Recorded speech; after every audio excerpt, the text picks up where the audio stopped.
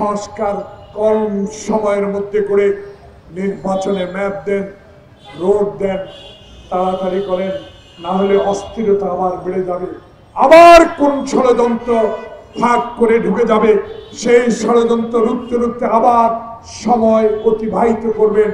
আমরা সেটা আর গ্রহণ করতে চাই না।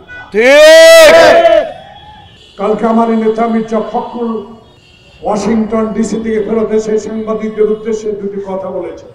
ডেভিল হান্ট নিয়ে কথা বলেছে এবং একটি সুন্দর উদাহরণ দিয়ে বলে দিয়েছে, অন্ধকার অন্ধকার দিয়ে থাকা যায় না, আলোর দরকার।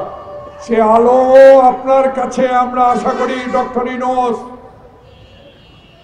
দয়া করে আপনার সহকর্মীরা যেন না বলে 54 বছরে রাজনৈতিক দল সংস্কার করতে পারে, এমন কথা আপনার স্টাফরা যেন না বলে নির্বাচন 26-এর মাঝামাঝি হতে পারে, এমন বেফাস কথা বলে বাংলাদেশের মানুষকে আর আতঙ্কিত করার কোনো প্রয়োজন নাই।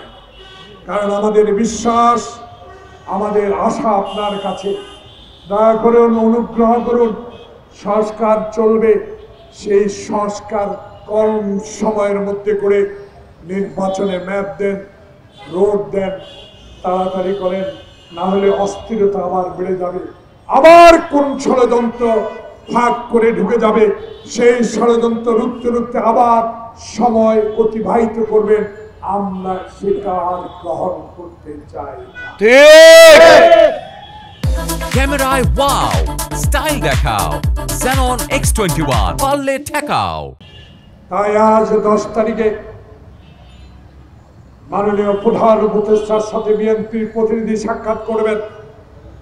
আগামীকাল 11 তারিখে সারা বাংলাদেশে রোজার আগে কেন্দ্রীয় কর্মসূচি আমাদের শুরু হবে। আমরা সেখানে দাবি করব নির্বাচন। নির্বাচনের কথা বললেই শুরু হয় ব্যক্তিগত পরিবারের কথা। এগুলো বন্ধ করতে হবে। যারা মির্জা ফখরুলের সমালোচনা করেন, আমি জোর গলায় বলতে পারি, চিৎকার দিয়ে বলতে পারি, মির্জা ফখরুলকে নিয়ে যারা সমালোচনা করেন, তার পরিবারকে নিয়ে, তাদের উদ্দেশ্যে বলতে চাই, মির্জা ফখরুলের সমান হোক। ঠিক,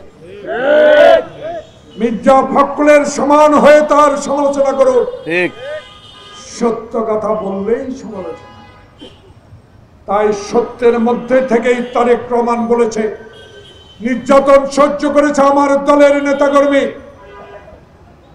হাঁটু পানিতে দাঁড়িয়ে পুলিশের ভয়ে যারা রাত কাটিয়েছে, ঠিক, যারা জঙ্গলে কবরস্থানে ঘুমিয়ে হাসিনার পুলিশের অত্যাচার থেকে রক্ষা পেয়েছে, তাদের অনেক ক্ষোভ ছিল। প্রিয় ভাইরা, এই শেখ হাসিনা, তোমার ক্ষোভের কথা তুমি বলেছিলা, আওয়ামী লীগ ক্ষমতায় না থাকলে একটা কর্মীও থাকবে না।